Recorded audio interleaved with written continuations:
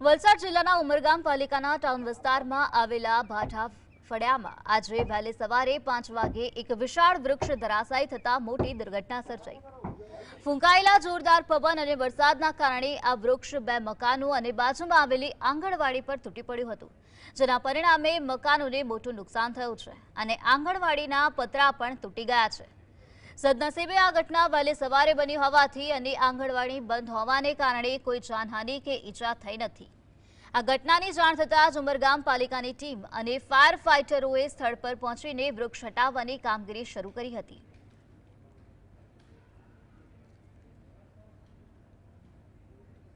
ઝાડ પડ્યું છે આજુબાજુમાં બે ઘેર નુકસાન કરે ને અમારા બે નુકસાન કર્યા છે પતરા આંગણવાડી બી કર્યું બાજુમાં પછાડી બી એક ઘેર તેના પર બી ઝાડ તૂટી પડ્યું છે આમલી તૂટી 5 વાગે સવારના તો આખું પડ્યું એટલે આખું ઘરે તૂટી પડ્યું છે। એક બી કઈ વસ્તુ બચ્યું નહીં મળે।